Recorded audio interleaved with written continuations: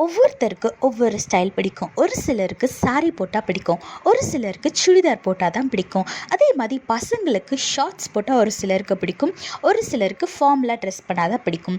இதே மாதிரி அன்பை வெளிப்படுத்துறதுக்கும் ஒவ்வொருத்தர் ஒவ்வொரு ஸ்டைல் வச்சுருப்பாங்க. ஒரு சிலர் வார்த்தைகள் மூலமாக வெளிப்படுத்துவாங்க, ஒரு சிலர் அவங்களோட செயல் மூலமாக வெளிப்படுத்துவாங்க, ஒரு சிலர் கிஃப்ட்ஸ் வாங்கி தரது மூலமாக வெளிப்படுத்துவாங்க.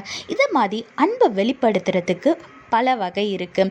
ஈசப்பாவுக்கிட்ட நம்ம அன்பாக இருக்கோன்றதை நம்ம எப்படி வெளிப்படுத்தணும்னு வேதத்தில் போட்டிருக்குன்னா 2 யோவான் 1:6 பாருங்கள். நாம் அவருடைய கற்பனைகளின்படி நடப்பதே அன்புன்னு வேதத்தில் போட்டிருக்கு.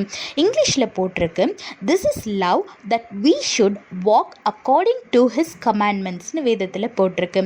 ஆமாங்க, ஈசப்பா கிட்ட நம்ம அவரிடத்துல அன்பாக இருக்கோன்றதை வெளிப்படுத்தணும்னா அவருக்கு கீழ்ப்படிந்து அவருக்கு பிரியமான வழியில் நடக்கிறது மூலமாக நம்ம அன்பை வெளிப்படுத்தலான்னு வேதத்தில் போட்டிருக்கு. அதனால் நம்மளால் எல்லா கமாண்ட்மெண்ட்ஸையும் ஃபாலோ பண்ண முடியலனாலும் பரவாயில்ல, கொஞ்சம் கொஞ்சமாக ட்ரை பண்ணுங்கள். நீங்கள் எஃபோர்ட் போடும் போது ஈசப்பா நிச்சயமாக உங்களுக்கு உதவி செய்வார். ஈசப்பா அவரோட ஜீவனை கொடுக்கறது மூலம் நம்ம மேலே வைத்திருக்கிற அன்பை அவர் வெளிப்படுத்தியிருக்காரு. நம்மளால் அந்த அளவு செய்ய முடியலனாலும் அவருக்கு கீழ்ப்படிந்து நடக்கிறதுன்றது நம்மளால் முடிஞ்ச விஷயம் தானே. நம்மளால் முடிஞ்ச அளவு அவருக்கு கீழ்ப்படிந்து நடப்போம், நம்ம அன்பை அவருக்கு வெளிப்படுத்துவோம். கர்த்தருக்கு கீழ்ப்படிந்து நடங்க, உங்களோட அன்பை வெளிப்படுத்துங்க, ஆசீர்வாதமான வாழ்க்கை வாழுங்க. கர்த்தர் உங்களோடு கூட இருந்து உங்களை ஆசீர்வதித்து பாதுகாத்து வழி நடத்துவாராக. ஆமீன்.